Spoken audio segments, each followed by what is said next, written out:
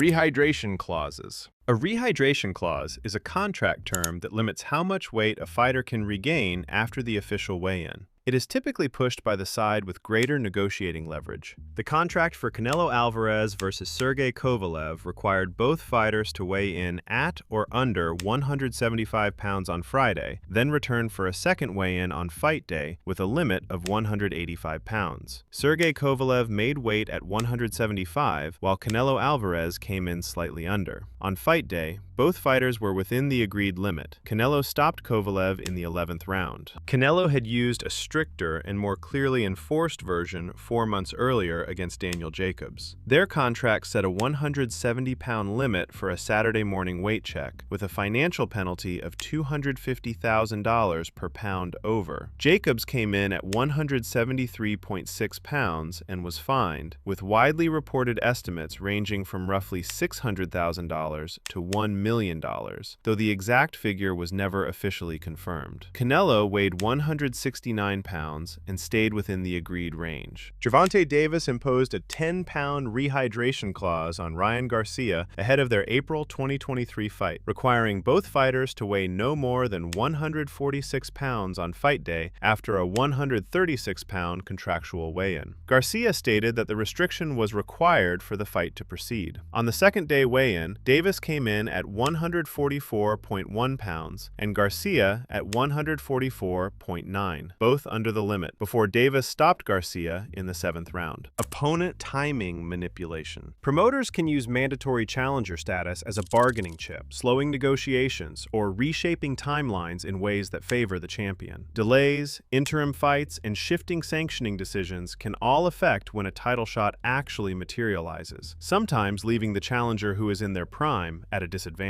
Dominic Breazeale was elevated to mandatory challenger status for Deontay Wilder after winning a final eliminator in 2017. He did not receive this title shot until May 2019. During that span, Breazeale remained active with multiple fights rather than sitting idle, while Wilder also defended his title against other opponents. When they finally met, Wilder knocked Breazeale out in the 1st round. Dillian Whyte spent years in contention for a WBC heavyweight title shot before finally facing Tyson Fury in 2022. The timeline was complicated by interim titles, shifting mandatory status, sanctioning body rulings, and external factors, including legal action taken by Whyte to secure his opportunity. While the long wait became a major talking point, it was not a continuous or uninterrupted mandatory period. When the fight was eventually made, Fury stopped Whyte in the 6th round. Promoter conflicts of interest. When one business structure sits on both sides of a fight, the same hands control negotiations, event terms, and the money flowing in both directions. Boxing has always blurred the line between manager, advisor, and promoter, sometimes by accident, sometimes by design. Al Haymon built one of the largest fighter rosters in the sport's history, while operating formally as an advisor rather than a promoter, a distinction that matters under the Muhammad Ali Boxing Reform Act. At his peak, Haymon had relationships with over 150 fighters, enough to control both corners of a significant portion of major bouts.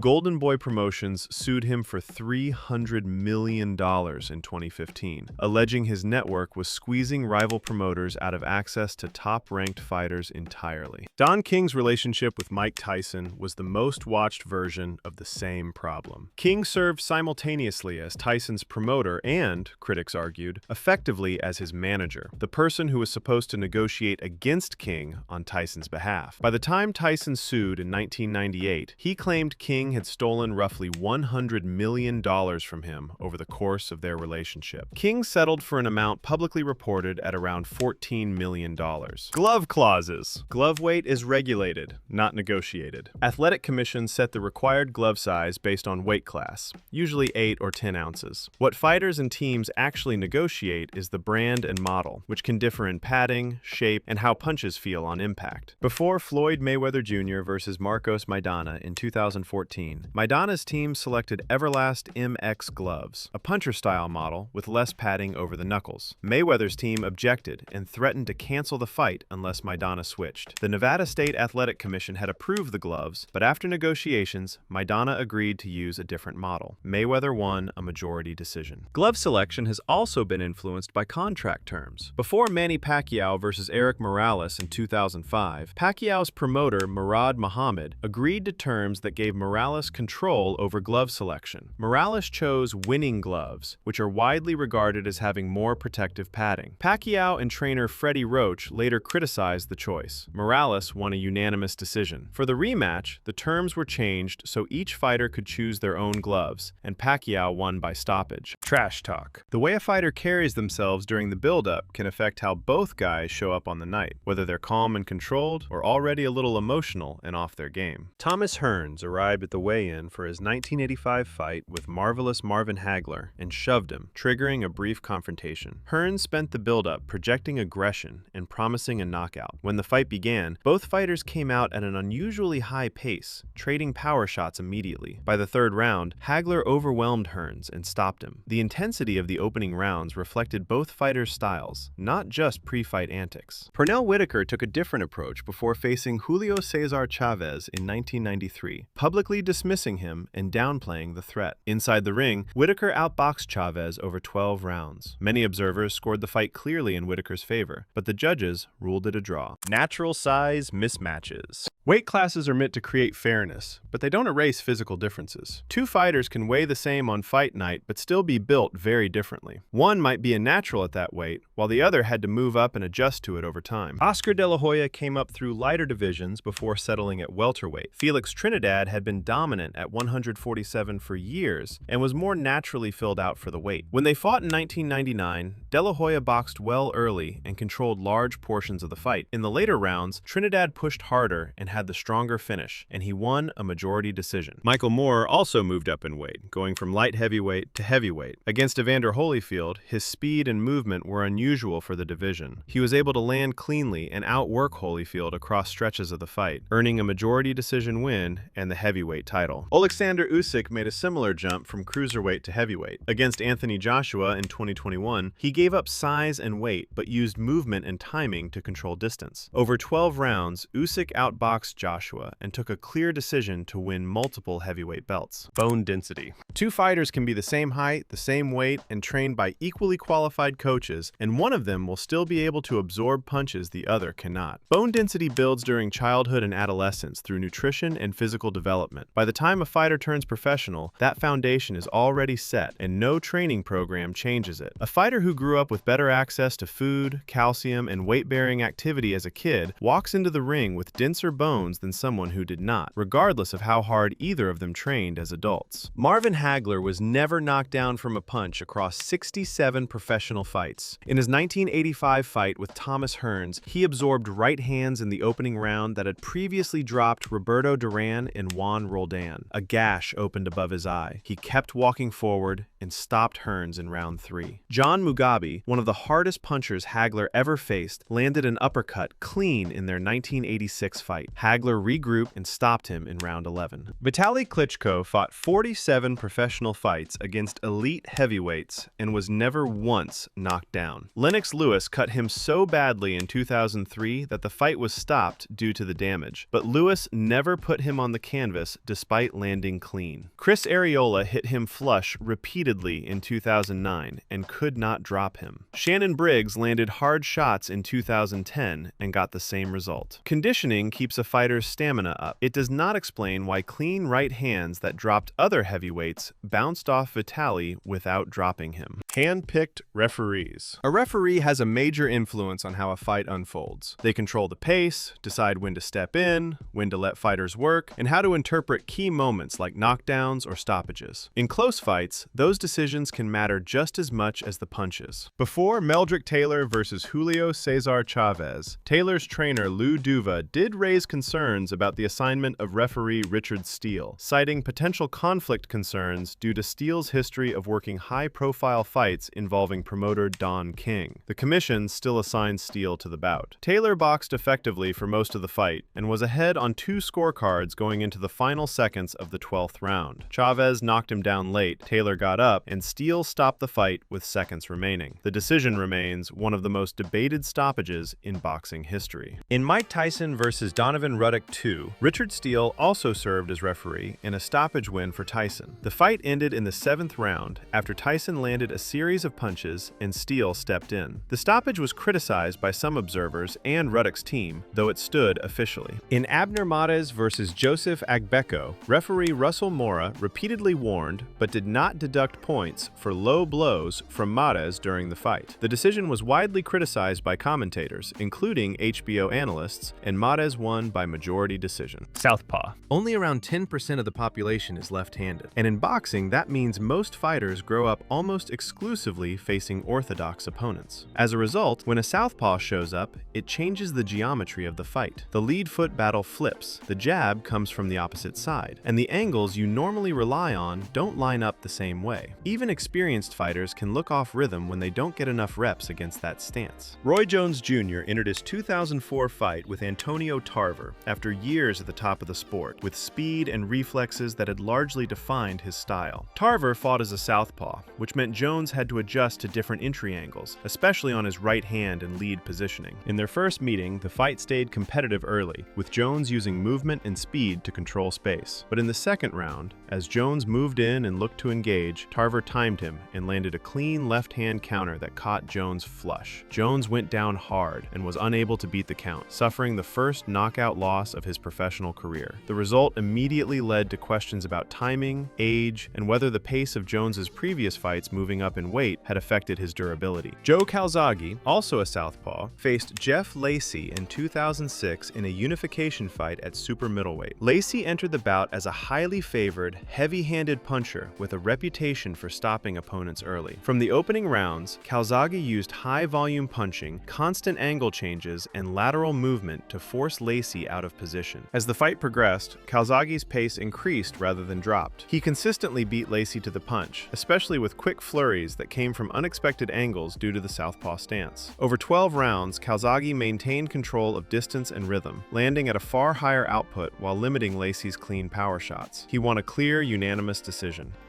You need big muscles to punch hard. One of the most common myths in boxing is that you need big muscles to punch hard. Rolly Romero has talked about this directly on camera, and he's far from the only fighter who's pushed back on it. You think I got the physique for boxing though or not? Yeah, hell yeah, bro. Dude, all that muscle shit don't help anyone. Power in boxing comes from the kinetic chain. The legs driving up through the hips into a rotating torso, with the arm acting as the final delivery system. Big arms add weight without adding torque, which is why heavyweight bodybuilders almost never punch like trained boxers, even when they outweigh them by 50 pounds. Deontay Wilder is the clearest modern proof. He fought most of his career around 220 pounds at 6'7", with arms that looked thin compared to almost every heavyweight he faced. He still finished 42 of his 43 wins by knockout, including a one-punch demolition of Dominic Breazeale in May 2019, where Breazeale ate a single right hand and was unconscious before he hit the canvas. For having the character to throw with him and Wilder hit Breazeale so hard, they are feeling it in Breazeale! Bermane-Stiverne in their rematch went down 3 times in the first round, and the fight was over in under 3 minutes. None of that came from muscle mass. Tommy Hearns earned the nickname the Hitman the same way. He fought at welterweight, around 147 pounds, with arms so visibly thin that announcers used to comment on them mid-broadcast, and he still walked through Pepino Cuevas in August 1980 to take the WBA welterweight title with a second-round knockout. He went on to stop Roberto Duran cold in June 1984, putting him face down on the canvas in the second round, something no other fighter ever managed to do to Duran. You need to spar to be elite. The idea that constant hard sparring is the only way to build an elite boxer falls apart the moment you look at how the best fighters actually train. Vasily Lomachenko's father, Anatoly, built his entire early development around folk dancing, tennis, juggling, and breath-holding drills. Sparring was treated as one small tool in a much larger system, not the foundation. Lomachenko finished his amateur career 396-1, won 2 Olympic gold medals, and is widely considered one of the most technically gifted boxers ever to lace up gloves. Gennady Golovkin's longtime trainer Abel Sanchez took a similar philosophy into the professional ranks. Sanchez deliberately limited hard sparring in the second half of fight camp to around 9 days total, calling it sparring preservation. His reasoning was that hard sparring rounds shave years off a career, and the damage should happen in real fights, not the gym. Triple G went on a 23-fight knockout streak between 2008 and 2017, the longest in middleweight title history, with a chin that famously never cracked. Then you have the complete opposite end of the spectrum. Floyd Mayweather would go 12-plus rounds of sparring a session, sometimes pushing 14, occasionally with no timer at all, just boxing until someone quit. He rotated through 15 to 20 fresh sparring partners, swapping bodies in as the rounds piled up. He retired 50-0 with 5 division titles. 2 fighters built elite careers on completely opposite approaches to the same activity, which means sparring volume itself isn't the variable that decides who becomes elite. Boxers peak in their 20s.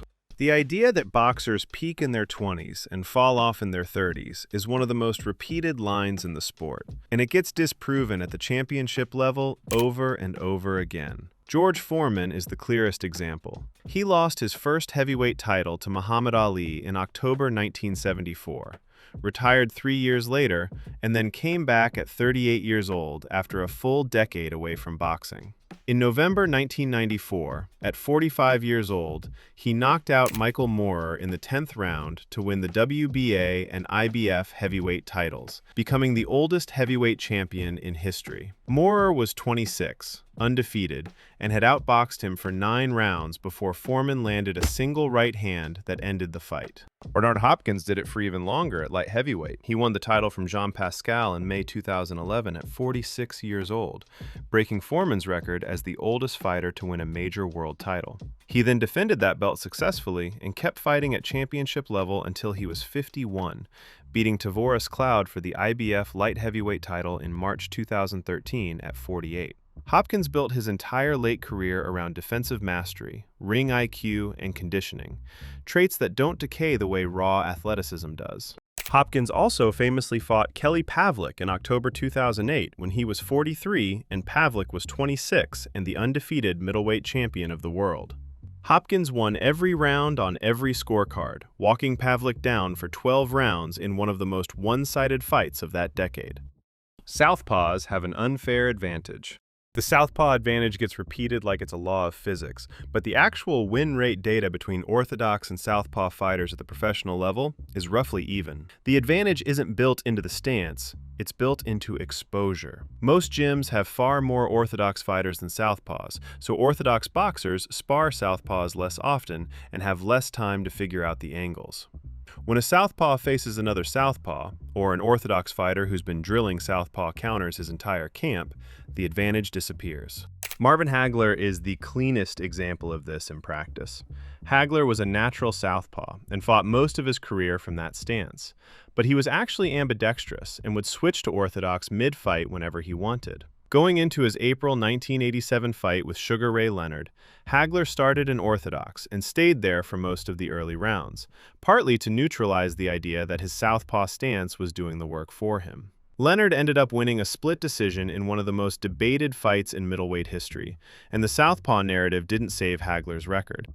Manny Pacquiao is another fighter people credit to his stance, but he beat orthodox legends like Oscar De La Hoya, Miguel Cotto, and Ricky Hatton through hand speed, footwork, and angles, not because they couldn't read a left hand. Hatton in particular had spent his entire career fighting orthodox opponents and got knocked unconscious in 2 rounds in May 2009 by a fighter whose advantage was timing, not handedness. Headgear prevents concussions. Headgear feels like it should prevent concussions because it pads the skull, but the science says the opposite. AIBA, the governing body of amateur boxing, banned headgear from elite men's competition in 2013 after their own internal studies showed concussion rates went down once it was removed. The reason is rotational force. Concussions happen when the brain rotates inside the skull on impact, not when the skull itself is struck. Headgear pads the surface, but it also enlarges the head, giving punches a bigger lever arm to twist the neck and rotate the brain. Teddy Atlas has been one of the loudest voices against headgear and serious sparring for decades. He's argued repeatedly on his podcast and in interviews that headgear gives fighters a false sense of safety, encourages them to walk into shots they would normally slip, and ruins the defensive habits that keep a boxer healthy long-term. He trained Michael Moorer to a heavyweight title and worked under Cus D'Amato in Tyson's early development, and his stance has always been that the gym shouldn't simulate safety that doesn't exist on fight night. Freddie Roach has run the Wildcard Gym in Hollywood since 1995 and trained Manny Pacquiao through every major fight of his career. And he's followed the same logic. Pacquiao famously sparred without headgear for the back half of most camps, and Roach has said he wants his fighters seeing punches the same way they'll see them in the ring, with no extra padding distorting distance or reaction time. Undefeated means you're the best. A 0 in the loss column gets treated as proof of greatness, but the record on its own doesn't tell you who a fighter avoided or how the wins were managed. Rocky Marciano retired 49-0 as heavyweight champion in 1956 and is still cited as the gold standard, but he never fought Sonny Liston or Floyd Patterson, the two most dangerous heavyweights coming up behind him. Historians have spent decades pointing out that his title reign was carefully matched, with most defenses against fighters past their prime or below championship level. Floyd Mayweather finished 50-0 and was barely touched doing it. His team negotiated ring size, glove weight, drug testing windows, and opponent timing across his entire career. He didn't fight Manny Pacquiao until May 2015, by which point Pacquiao was 36 years old, 6 years removed from his prime, and fighting with a torn rotator cuff he had surgery on weeks after the fight. Gennady Golovkin outlanded Canelo Alvarez in 10 of 12 rounds in their first fight in September 2017. Most independent media scored it for Triple G. The judges called it a draw, and Canelo's unbeaten streak survived a fight he didn't win. Undefeated only means the scorecards never said you lost. Longer reach always wins.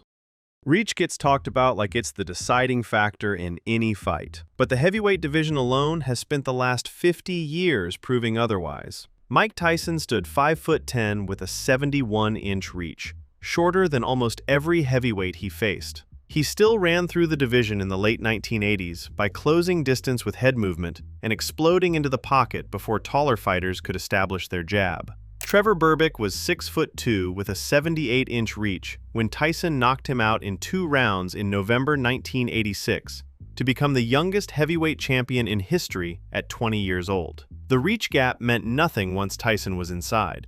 Joe Frazier had the same problem on paper against Muhammad Ali. Frazier stood 5'11" with a 73-inch reach against Ali's 6'3" frame and 80-inch reach. In their first fight in March 1971, Frazier walked Ali down for 15 rounds, dropped him with a left hook in the final round, and won by unanimous decision.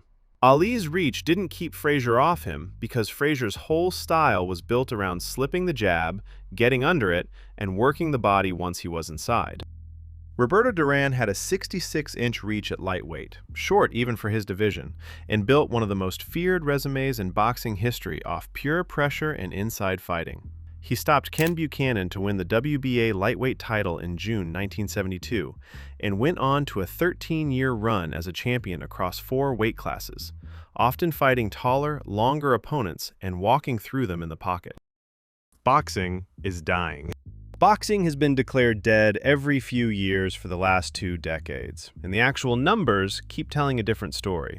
Jake Paul versus Mike Tyson in November 2024 drew 108 million live viewers on Netflix, the most streamed sporting event in history.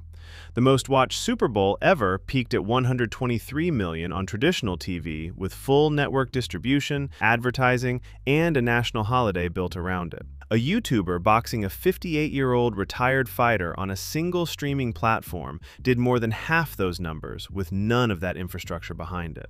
The stadium business is in the same shape. Anthony Joshua versus Daniel Dubois at Wembley in September 2024 drew 96,000 fans, the biggest post-war boxing crowd in British history. That wasn't a one-off. Tyson Fury versus Alexander Usyk in Riyadh, Canelo Alvarez headlining Las Vegas cards every May and September, and multiple Saudi-funded heavyweight nights have all sold out venues that promoters couldn't fill a decade ago. Saudi Arabia is the reason a lot of these fights are getting made at all. Turkey Al Sheikh and the Public Investment Fund have spent billions purse-funding fights that promoters had been talking around for years. Usyk versus Fury in May 2024 became the first undisputed heavyweight championship fight since Lennox Lewis held all the belts in 1999, a 25-year gap that ended only because Saudi money put the purses on the table that both sides were demanding. Street fighters would beat trained boxers. The idea that a tough street fighter would handle a trained boxer falls apart the moment the street fighter actually meets one. Kimbo Slice built his entire reputation on backyard YouTube knockouts in the mid-2000s and was treated as a real fighting threat until he stepped into legitimate competition. In his October 2010 fight against journeyman boxer Roy Nelson, Nelson took him down and ground him out for 3 rounds with basic technique. A year earlier, Seth Petrozelli knocked him out in 14 seconds on national television in October 2008. The myth ended the moment trained fighters got to test it. Art Jimerson at UFC 1 in November 1993 is the example everyone forgets. He was a legitimate professional boxer with a 29-5 record at the time, and he walked into the cage wearing 1 boxing glove on his lead hand because he didn't know what to expect. Royce Gracie took him down in under a minute and submitted him without throwing a real strike. Jimerson's boxing didn't fail him, his lack of grappling did. And the lesson there is that boxing is a complete striking system, not a complete fighting system. Against another striker with no grappling, the boxer wins almost every time. Trained boxers also have something untrained fighters never build, which is conditioning to being hit. Years of sparring teach them to stay calm and counter through real punches, while untrained fighters almost always freeze or panic the moment they take a clean shot. Weight cutting is just dieting. Weight cutting in boxing has almost nothing to do with dieting in the normal sense. Fighters spend the final week of camp dropping huge amounts of water weight through saunas, hot baths, and full-body sweatsuits, often losing 10 to 20 pounds in the last few days before stepping on the scale. The weight comes back overnight through controlled rehydration and carb reloading, with most fighters entering the ring 15 to 25 pounds heavier than the number they weighed in at. Canelo Alvarez's team has talked openly about his protocol. He water loads with up to 2 gallons a day for several days, then cuts water intake completely 24 to 48 hours before weigh-in, while his sodium and carb levels are manipulated separately to push fluid out of his cells. He typically weighs in around 168 for super middleweight fights, and is back in the ring the next night closer to 180. The whole process is closer to a controlled medical procedure than anything resembling a meal plan. Oscar De La Hoya has talked about his cuts in even more brutal terms. In interviews, he's described eating nothing but a small piece of chicken a day for the final stretch of camp, while still running, sparring, and hitting pads at full intensity. He fought at 130, 135, 140, 147, 154, and 160 across his career, and the cuts to make 140 and below in his early years left him so depleted that he later said he was fighting on empty before the bell even rang. Check hook.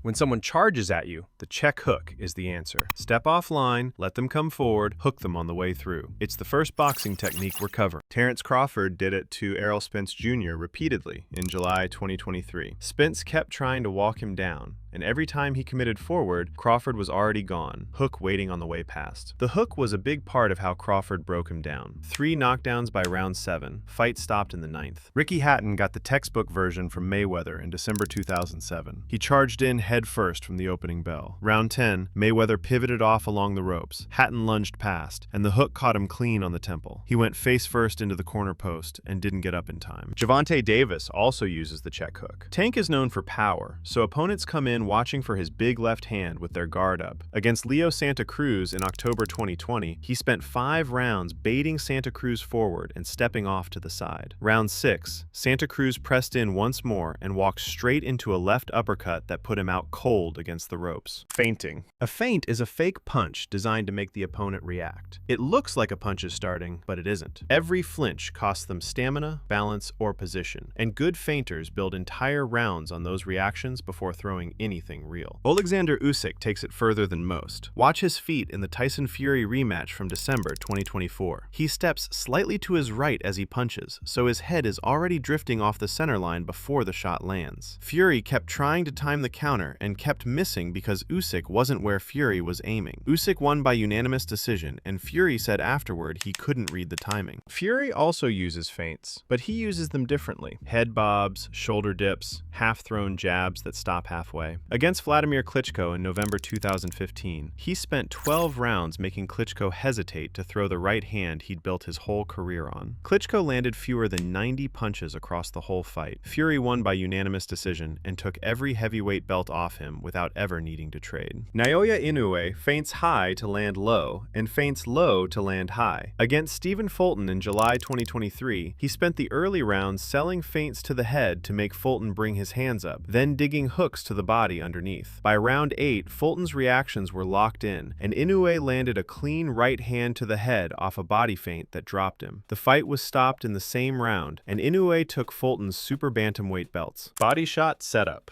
Attack the body until they drop their guard, then go upstairs. The fighter throwing is training a reflex in his opponent. Every time the hook comes downstairs, the elbows drop a little more. By the middle rounds, that response is automatic, and the head is wide open. Canelo Alvarez is one of the best body punchers in the sport. Against Caleb Plant in November 2021, he spent the first 5 rounds digging hooks to the ribs and liver. Plant's guard came down rep after rep until round 11, when Canelo broke through with a left hook to the chin, followed by a right uppercut that dropped Plant for the first time in his career. He finished him with a follow-up flurry. Plant was the undefeated IBF super middleweight champion. He didn't make it out of the round. Gervonta Davis flipped it on Ryan Garcia in April 2023. He dropped Garcia in round 2 with a counter left hook to the head, which made Garcia hesitant to throw his right hand without protecting his face. Davis spent the next 4 rounds watching Garcia's elbow lift every time he threw the right, leaving the liver exposed. Round 7, Davis ducked under a right hand and ripped a short left to the body underneath the rising elbow. Garcia didn't react right away, then dropped to one knee and stayed down for the count. Pull counter.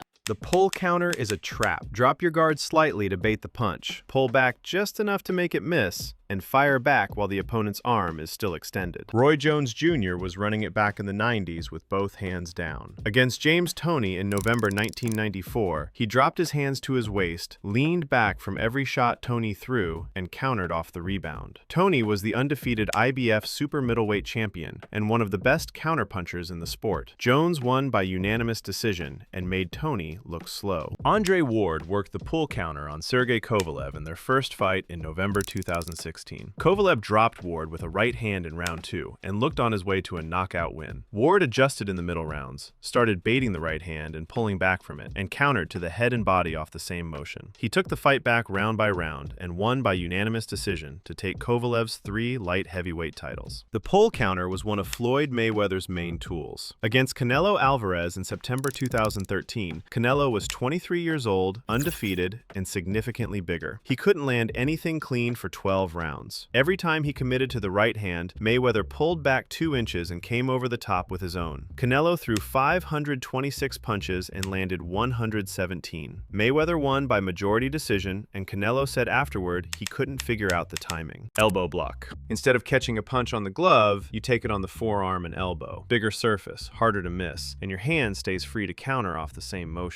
Floyd Mayweather did it better than anyone. Against Robert Guerrero in May 2013, Guerrero spent spent 12 rounds trying to land the left hand to Mayweather's body. Every time he threw it, Mayweather caught it on the point of the elbow and came back with a straight right to the face. Guerrero landed 19% of his power shots over the whole fight, and Mayweather took every round on every scorecard. Andre Ward used it constantly against pressure. Against Carl Froch in December 2011, Froch came forward looking to dig hooks to the body in the Super 6 final. Ward caught those hooks on the elbow rep after rep, then turned them into right hands over the top. He won by unanimous decision and was named Super 6 champion at 168 pounds. Joe Calzaghe used the same block when older veterans tried to walk him down late in his career. Against Bernard Hopkins in April 2008, Hopkins came in looking to bang the body and rough him up inside. Calzaghe absorbed those shots on the elbows and forearms and fired back with combinations off the same arm position. He won by split decision and finished his career undefeated at 46-0. Shoulder roll. The shoulder roll turns your front shoulder into a moving wall. Punches land on it and slide off, redirecting the energy while your rear hand stays loaded for the counter. The opponent thinks they got through, and the return shot lands before they reset. The shoulder roll is core to Shakur Stevenson's style. Against Edwin De Los Santos in November 2023, De Los Santos spent 12 rounds throwing power shots that all hit the shoulder or slid past Stevenson's face. He landed 65 punches in the entire fight, the lowest output ever recorded by Stevenson's opponents in CompuBox history at the time. Stevenson won by unanimous decision and took the vacant WBC lightweight title. Terrence Crawford uses it as a setup. Against Sean Porter in November 2021, Porter tried to bull his way inside and throw hooks the entire fight. Crawford rolled the shoulder against the hook, slipped his head off the center line, and came over the top with the right hand. The shot dropped Porter in round 10, and his father stopped the fight from the corner. Foot pin. Step on their foot mid-exchange and they can't pivot, can't step back, can't reset. You've turned them into a stationary target for half a second, which is all you need to land a clean shot. Roberto Duran used it as part of his inside game. Against Sugar Ray Leonard in their first fight in June 1980, Duran pinned Leonard's lead foot in close exchanges along the ropes, keeping Leonard stuck while he worked the body for 15 rounds. Duran won by unanimous decision and took the WBC welterweight title. Juan Manuel Marquez stepped on Manny Pacquiao's lead foot 6 times in their third fight in November 2011. Pacquiao won a controversial majority decision, but Freddie Roach said afterward the foot collisions had taken away Pacquiao's exit angles. A year later, in the fourth fight, the roles flipped. Marquez landed the famous overhand right in round 6 that knocked Pacquiao out cold. An aerial replay showed Pacquiao's lead foot tangled with Marquez's at the exact moment the punch landed. Roach said Pacquiao stepping on Marquez's foot had set up the knockout that almost ended his career. Reckless punches. Most fighters keep their rear hand up when they throw the hook. Some drop it on purpose for the extra power and speed. Ryan Garcia is the modern example. He drops his rear hand low and loads the left hook from his waist, which gives him a wider shoulder rotation and serious power. Against Luke Campbell in January 2021, he dropped the hook and ate a clean left hand that put him on the canvas in round 2. He got up, kept throwing the same way, and stopped Campbell in round 7 with a left hook to the liver that came from the exact loading position he'd been getting countered on. Arturo Gatti fought his entire career like this. Against Mickey Ward in May 2002, the first fight of their trilogy, he threw bombs from start to finish and left openings every round. Ward landed counters constantly through 10 rounds and won a majority decision. Gatti kept fighting the same way in the rematch 6 months later, dropped Ward twice, and won by unanimous decision. He never adjusted because the style was the whole identity. Pawing jab.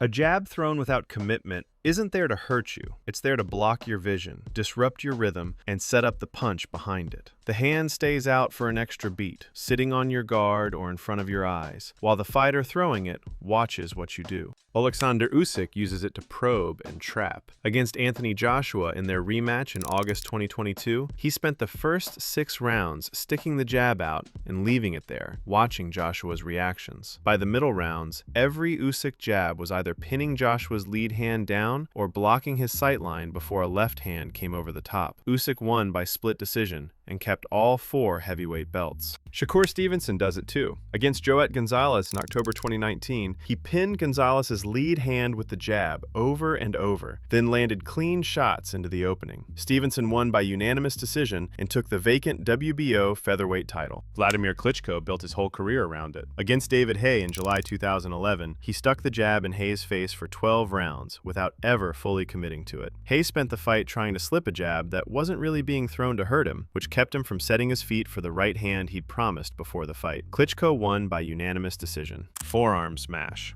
A forearm dragged across the nose and eyes in the clinch isn't technically a punch. It's a way to inflict pain, blur vision, and make the opponent miserable inside without getting warned by the referee. Roberto Duran made it part of his style. Against Iran Barkley in February 1989, Duran was the smaller man moving up to middleweight and was supposed to be outsized. Every time they clinched, he ground the forearm across Barkley's face, broke his rhythm, and went back to short hooks underneath. Duran won by split decision and took the WBC middleweight title at 37 years old. Canelo Alvarez does the same thing today. Against Daniel Jacobs in May 2019, Jacobs tried to use his size and length to bully Canelo on the inside. Every time they got close, Canelo dragged his forearm across Jacobs' face before turning out and resetting. Jacobs spent 12 rounds frustrated and unable to land cleanly inside. Canelo won by unanimous decision and unified 3 middleweight titles. Aggressive clinch. The clinch is supposed to be a reset. Some fighters use it to wear opponents down. They tie up their opponent mid-combination, drain their energy, and break up rhythm round after round. Referees are always a second too slow to break it, and that second is the whole point. Tyson Fury smothers opponents with his size in the clinch. Against Francis Ngannou in October 2023, Fury leaned his full weight on him against the ropes every time they got close and worked short shots underneath. The clinch work let Fury survive the early rounds after Ngannou dropped him in round 3, and Fury won a controversial split decision. David Benavidez uses it to break opponents down on the ropes. Against David Lemieux in May 2022, Benavidez walked Lemieux down, pinned him against the ropes, and unloaded short hooks before the referee stepped in. The pattern repeated all night until the corner stopped the fight after round 3. Benavidez retained the WBC interim super middleweight title. Forehead jab.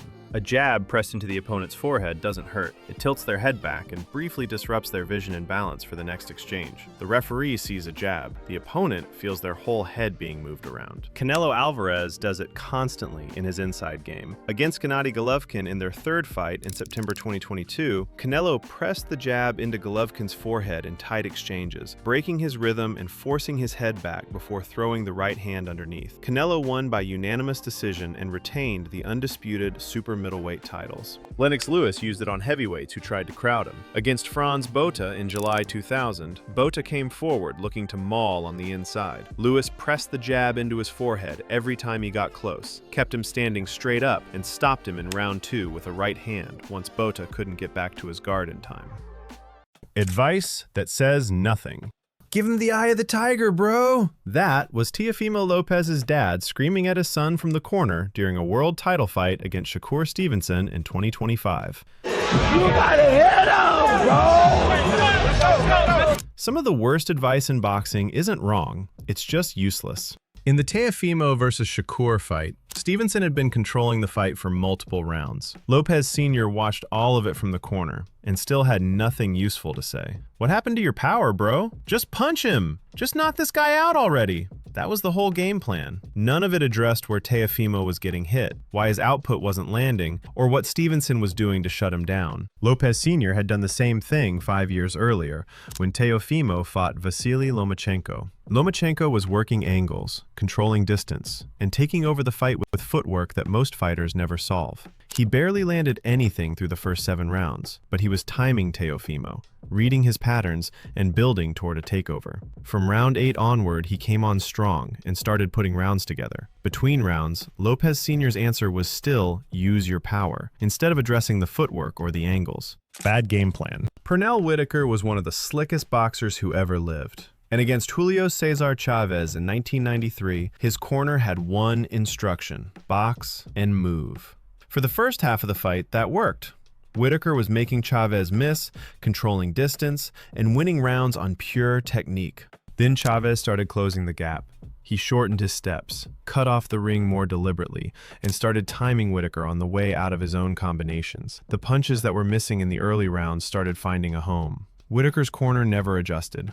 They kept telling him to do the same thing while Chavez was physically taking it away from him. There was no answer for the pressure. No instruction to clinch more, work the body, or change the rhythm. Just the same game plan on a loop while Chavez kept coming. James Kirkland's corner made the same mistake against Alfredo Angulo in 2011, except they had even less to offer. Angulo came forward every round without pause, and Kirkland, under Ann Wolfe, had no tactical answer for it. The corner let him fight at a pace that burned enormous energy in both directions, with no instruction on how to manage the pressure over a full fight. Kirkland gassed badly in the middle rounds, and his output collapsed, but he still had enough left to stop Angulo by TKO in round 6. A fighter with genuine knockout power and real physical tools nearly got beaten by a game plan that never existed in the first place, and only survived because his punch resistance and finishing instinct carried him through when his conditioning couldn't. Use up the gas tank. Arturo Gatti was built for war. His entire identity as a fighter was volume, heart, and the willingness to take punishment and keep throwing. Against Mickey Ward in 2002, that approach nearly cost him the fight. Gatti came out throwing at a pace he couldn't sustain, and by the middle rounds, he was visibly fading. His corner never told him to slow down, conserve energy, or pick his spots.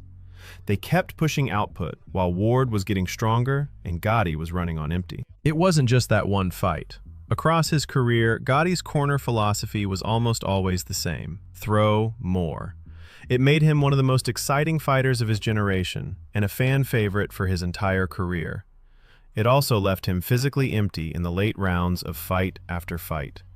The same traits that packed arenas and produced highlight reels consistently put him in danger when the championship rounds arrived and his body had nothing left. The pattern was predictable enough that opponents could game plan around it. Get to the middle rounds, let Gatti burn himself out, and take over when his output dropped. Ward understood that better than anyone. The third fight in their trilogy went the full 10 rounds, and by the end, Gatti was operating on pure will rather than any physical reserve his corner had helped him protect. A great corner manages a fighter's energy like a resource. Gotti's treated it like it was unlimited.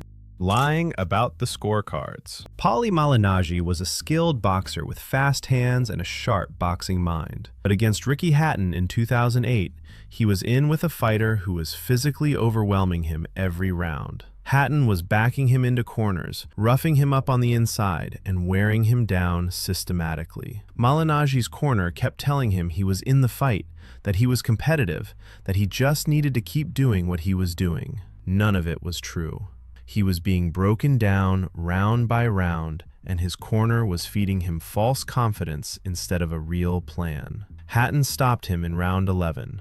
By that point, Malignaggi had been knocked down twice and was barely able to defend himself, the direct result of a corner that spent 10 rounds telling him everything was fine. Andre Ward and Sergey Kovalev fought one of the most contested fights of 2016, and the scorecard situation cut the other way.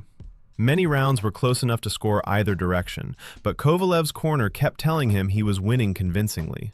That confidence made him passive in the late rounds when he needed to take over and force the issue. Instead of pushing harder, he coasted, trusting a lead his corner assured him he had. Rounds 10, 11, and 12 all went to Ward on at least 2 of the 3 scorecards, exactly the stretch where Kovalev's corner had told him he could afford to cruise. Ward took those late rounds, the judges scored it for Ward, and Kovalev walked out having lost a fight he might have won with more urgency down the stretch. Just win the round. Meldrick Taylor was ahead on all 3 scorecards going into the final round against Julio Cesar Chavez in 1990. He needed to survive 2 minutes and 12 seconds to win the fight. His corner never told him that.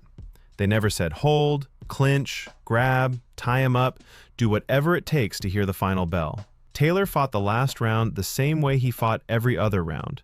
Got dropped by a right hand with 2 seconds left, and referee Richard Steele stopped the fight before the count was finished. Taylor lost a fight he had won for 35 minutes because nobody in his corner told him the only thing that mattered. Harold Graham never should have been in danger against Julian Jackson in 1990. Through 3 rounds, Graham was winning every round. Jackson's left eye was swelling shut from the punishment Graham had been landing all night. At the end of round 3, the ringside doctor told Jackson's corner that he had one more round or the fight would be stopped. Graham had the fight won and didn't know it.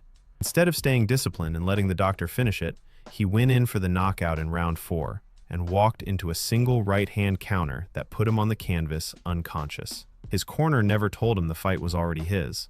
They never said, protect the lead, stay on the outside, let Jackson's eye do the work. One punch erased everything Graham had built because his corner never gave him the only instruction that mattered. Jump up and wait. Roy Jones Jr. was arguably the best pound-for-pound fighter on the planet when he decided to move up to heavyweight and challenge John Ruiz for the WBA title in 2003. His team signed off on it without hesitation. Jones won the fight and made history, but the damage from absorbing heavyweight shots at a naturally smaller frame was immediate and irreversible. When he came back down to light heavyweight, he was a different fighter. His chin was gone. The hand speed that made him untouchable for over a decade never fully came back. Antonio Tarver knocked him out cold the very next year, a finish that would have been unthinkable against the version of Jones that existed before the Ruiz fight. A decision his team should have protected him from effectively ended the best version of his career. Kell Brook was an undefeated world champion at 147 pounds when his team took the fight against Gennady Golovkin in 2016. Golovkin was the most feared puncher in boxing, operating at 160 pounds, a full 13 pounds above Brook's natural weight. Brook's corner agreed to it anyway. He showed genuine heart and lasted into round 5 before his corner stopped it, but the damage went beyond that one night. Brook could never properly make 147 again after absorbing Golovkin's power. He moved up permanently, lost his identity as a welterweight, and spent the rest of his career trying to find footing in a division where he didn't belong. His team handed Golovkin the tools to dismantle him before the first bell ever rang. Drop weight. Sometimes dropping weight can be worse than going up a weight class. Antoine Akins collapsed during his weight cut in 2016 and died shortly after. His camp pushed him through an extreme cut that his body could not survive. It was the most catastrophic possible outcome of a corner prioritizing a weight class over a fighter's life. But it was not an isolated failure of judgment. Extreme weight cuts happen constantly at every level of the sport, and camps continue to greenlight them because the short-term competitive advantage feels worth the risk, till it isn't. Danny Garcia fought Lamont Peterson in 2013, and the result was decided before either man threw a punch. Peterson came in visibly drained and physically flat, the direct result of a punishing weight cut that left him with nothing on fight night. His legs were gone, his output was low, and he had none of the sharpness that made him a dangerous fighter at his best. Garcia stopped him in the 8th round. Peterson's corner had put him through a process that guaranteed he would show up compromised, regardless of how well he prepared for the fight itself. Magomed Abdusalamov entered his fight in 2013 already weakened after a brutal cut. He took significant punishment throughout the fight, suffered a massive stroke afterward, and was left with permanent brain damage. His team's decision to push him through that cut didn't just cost him the fight, it cost him everything that came after. A corner's responsibility doesn't end at the final bell, and it doesn't begin at the opening bell either. It starts the moment a weight cut becomes dangerous, and nobody says stop. Keep fighting. Gerald McClellan was one of the most feared punchers in boxing when he fought Nigel Benn in 1995. He was hurting badly by the middle rounds, complaining to his corner of severe headaches between rounds. His corner sent him back out anyway. McClellan was eventually stopped, collapsed in the ring shortly after, and was rushed to the hospital for emergency brain surgery. He survived, but sustained catastrophic and permanent neurological damage. He has required full-time care ever since. His corner heard him say he wanted to quit, had the information they needed to make the right call, and sent him out anyway. Pritchard Colon showed visible signs of neurological distress during his fight with Terrell Williams in 2015. Between rounds, he was struggling to communicate clearly, and his behavior in the corner was not normal. His corner kept sending him out. Colon collapsed after the final bell, was taken to the hospital with a traumatic brain injury, and has required full-time care ever since. Signs were there during the fight. They were visible enough that people watching at ringside noticed. His corner either missed them or ignored them, and Colon has spent every day since paying the price for that decision. Both of these cases ended careers and destroyed lives. Uncreative advice. Adrian Broner came into his fight with Marcos Maidana in 2013 as a heavy favorite. He was fast, skilled, and had looked dominant in every fight leading up to it. His corner's plan was to outbox Maidana and let Broner's speed do the work. The problem was that Maidana was physically manhandling him from the opening round. He was walking through Broner's shots, backing him into corners, and taking over with sheer force. Broner's corner never adjusted, kept telling him to outbox a fighter who was making outboxing impossible, and kept encouraging the showboating even as Maidana was winning round after round. Broner lost a unanimous decision in one of the bigger upsets of that year. Gassiev's corner had one answer for Usyk in 2018, and they gave it every single round, regardless of what was happening in the fight.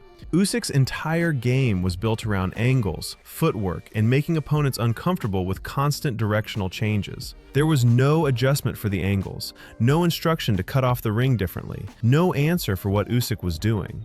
Gassiev walked straight forward into the same traps round after round, getting picked apart every time he tried to close the distance. Usyk won every round of the fight on his way to a unanimous decision. A world-class fighter with genuine power got systematically dismantled because his corner brought the same instruction to every round of a fight that demanded something different. Canelo's hook windup. Canelo Alvarez drops his left hand to his waist and loads the hook from there. Body or head, the windup looks identical. The opponent has to guess which level to defend, and by the time he guesses, it's too late. This is the first genius boxing move we're breaking down. Watch his first fight with Gennady Golovkin in September 2017. Golovkin came in at 37-0 with 33 knockouts, the most feared puncher in the middleweight division. Canelo dug one into Golovkin's ribs in the fourth. The eighth round, he brought the same motion up into the jaw. Golovkin's guard kept landing in the wrong place. By the championship rounds, he was freezing on every shoulder dip. A traditional head hook launches from shoulder height. A body hook launches from below. Canelo collapses both into one starting position. The elbow bend, the hip turn, the foot pivot, all of it stays the same until the final inch of the punch. Billy Joe Saunders walked in, undefeated at 30-0, to face Canelo in May 2021. Canelo went to the body in the second round. Saunders dropped his elbow to protect the ribs, and the hook came up top in the fourth. Saunders lifted the elbow, and the next one went back downstairs. Round 8, Canelo loaded from the same hip position and fired an uppercut that fractured Saunders' orbital bone in 3 places. Saunders didn't come out for the 9th. Crawford's jab intercept. Most fighters slip the jab, or parry it. Terence Crawford beats it to the target with a right hand of his own. His November 2020 fight with Kell Brook is the cleanest example. Brook came in at 39-2, with 2 losses both to elite welterweights, and a jab that had carried him to a world title. Crawford spent 3 rounds reading the rhythm. Round 4, Brook stepped in with the jab, and Crawford fired a short right hand over the top that landed flush on the chin. Brook stumbled into the ropes. Crawford followed with a flurry until the referee stepped in. The fight was waved off 90 seconds into the round. The intercept works on timing, not speed. A jab travels about 18 inches to the target. A straight right from the rear hand travels 24. Crawford closes the gap by reading the opponent's shoulder before the punch leaves. The moment the lead shoulder rolls forward, his right hand is already on its way. He's not reacting to the jab, he's reacting to the tell that comes before the jab. Sean Porter walked in at 31-3-1 to face Crawford in November 2021. Porter was a former 2-time welterweight champion who had only ever lost to elite fighters and never been stopped. Crawford spent 9 rounds reading Porter's pressure. Round 10, Porter loaded a wide right, and Crawford beat him to it with a counter left that dropped him hard. Porter got up, ate another knockdown moments later, and his father stopped the fight from the corner. Itama's bump uppercut. Moses Italma is one of the most watched heavyweight prospects in boxing. The setup on one of his recent finishes is worth a closer look. Watch him against Jermaine Franklin on March 28, 2026. Franklin came in at 24-2, a heavyweight who'd gone the distance with Dillian Whyte and Anthony Joshua and never been stopped. Itama dropped him in the 3rd, let him recover through the 4th, then closed the show in the 5th. Halfway through the round, Franklin tried to clinch and smother the work. Itama leaned into him for a beat, then stepped back as Franklin pressed forward. The left uppercut came up the middle as Franklin walked into the gap. Franklin was out on his feet. A right hand followed and put him face first on the canvas. The lean is the bait. When a heavyweight feels weight on his chest, His instinct is to push back and make room to punch. Itama steps away the instant Franklin commits to it, and the uppercut is waiting in the space Franklin made for himself. Usyk's footwork reset. Oleksandr Usyk doesn't move like a heavyweight. When the big shots come, he's already gone. The clearest case is his September 2021 fight with Anthony Joshua. Joshua came in at 24-1-0, a former Olympic gold medalist with the size and power to end any heavyweight fight in one shot. Every time Joshua loaded the right hand, Usyk pivoted off his left foot, slid to Joshua's right, and was already throwing a jab from the new angle before Joshua's punch finished. Joshua spent 12 rounds throwing into the spot where Usyk had just been. By the 12th, Usyk was landing flurries on the ropes, and only the final bell saved Joshua. The judges gave Usyk the decision and 3 of the heavyweight belts. The reset works because the pivot foot never crosses. Most fighters retreat by stepping the rear foot back first, which leaves them flat for half a second. Usyk plants the lead foot, swings the rear foot around it on a hinge, and lands in stance facing a different direction. He's never out of position. He's never square. The opponent has to find him again before he can punch, and by then, Usyk has already fired. Daniel Dubois was 19-1-0 when he faced Usyk in August 2023. Dubois had stopped 18 of his 19 wins inside the distance. The first half of the fight had Dubois loading right hands and Usyk pivoting off them, countering with left hands as Dubois reset. By round 8, Dubois was a step behind on every exchange and went down from a body shot. Round 9, Usyk dropped him again with a left hand and Dubois was counted out.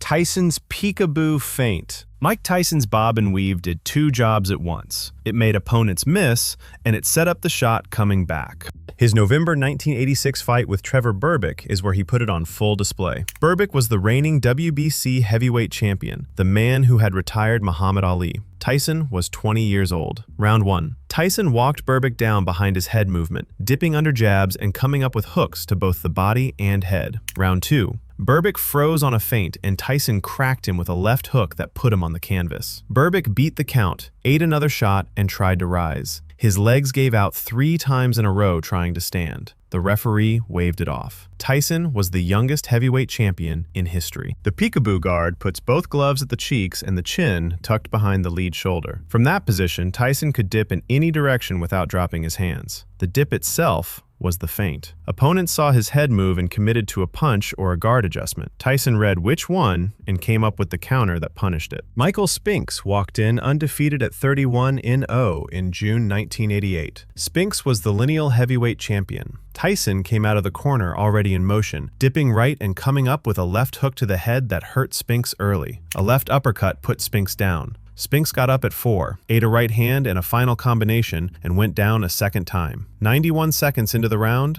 the fight was over. Rigondeaux's angle creation. Guillermo Rigondeaux doesn't fight in straight lines. He steps off at angles after every exchange, leaving his opponent punching at empty space. Watch him against Nonito Donaire in April 2013. Donaire came in at 31-1-0, the reigning fighter of the year, a 4-division world champion with knockout power in both hands. Rigondeaux spent 12 rounds stepping diagonally after every punch he threw. Round 1. Rigondeaux stung him with a left and reset to a new angle before Donaire could counter. By round 7, both of Donaire's eyes were swelling, and he was following Rigondeaux around the ring without cutting it off. Donaire managed one knockdown in the 10th with a left hand when Rigondeaux strayed too close, but the Cuban got up, returned to the same angle work, and closed the 12th, hurting Donaire's right eye. The judges gave Rigondeaux the unanimous decision in the unified WBA and WBO super bantamweight belts. The step comes after the punch. Rigondeaux throws, slides 45 degrees, and lands in his opponent's blind spot. The opponent has to turn his whole body to find him, and that turn is the next opening. Moises Flores was 25-0 when he faced Rigondeaux in June 2017. Flores had never been stopped. Round 1 ended with Rigondeaux and Flores exchanging punches as the bell sounded. Rigondeaux landed a left hand a fraction of a second late that knocked Flores out cold. The fight was first ruled a first-round knockout, then overturned to a no contest by the Nevada Commission because the punch landed after the bell. Andre Ward's lead hand control. Andre Ward did most of his work without throwing. His lead hand pinned, framed, and steered his opponent into bad positions. The November 2016 fight with Sergey Kovalev is where he showed every variation. Kovalev came in at 30-0 with 26 knockouts, the most feared light heavyweight on the planet. Round 1, Kovalev knocked Ward down with a right hand. From round 2 onward, Ward extended his lead hand into Kovalev's face on every exchange. He pressed it on Kovalev's forehead. He hooked it behind Kovalev's neck. He laid it on Kovalev's right glove to pin the punch before it could load. Kovalev's output dropped round by round. The judges gave Ward the decision and 3 light heavyweight belts. The frame works as both shield and lock. When Ward's glove sits on the opponent's forehead, the opponent can't see past it. When it lays on the opponent's lead shoulder, the opponent can't rotate to throw the rear hand. When it hooks behind the neck, the opponent can't step back. Ward used all 3 positions in the same round, switching between them based on what his opponent tried to do next.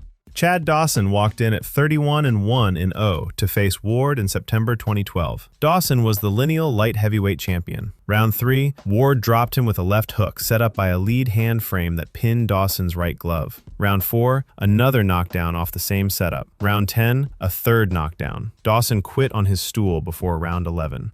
Pacquiao's head feint.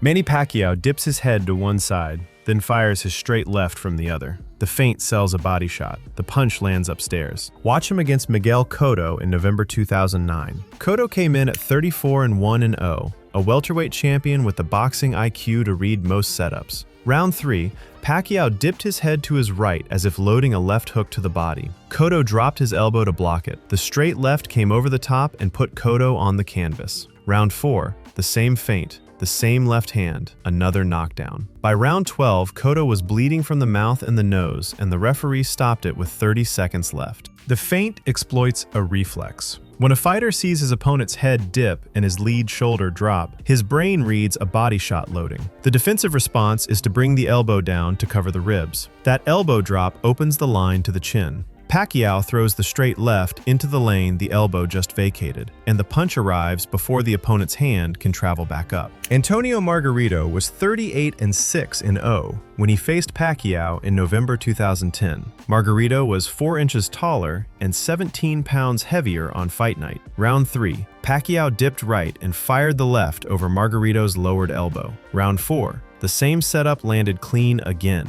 By round 11, Margarito's right eye was swollen shut and his face was fractured in multiple places. He finished the fight on his feet, but never fought at the same level again.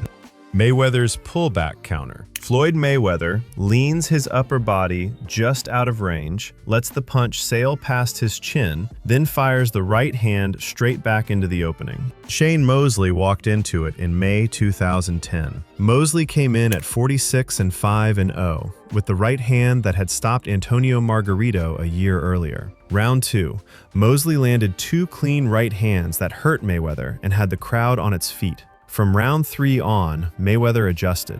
Every time Mosley loaded the right, Mayweather pulled his head back 4 inches, watched the glove pass, and fired his own right hand down the middle while Mosley was still extended. Mosley's punch output collapsed. Mayweather took every round from 3 through 12 on the cards and won by lopsided decision. The counter is faster than the original punch. Mayweather only moves his head 4 inches. The opponent's arm has to travel back to defense before it can block. By the time that retraction starts, Mayweather's right hand is already through the gap.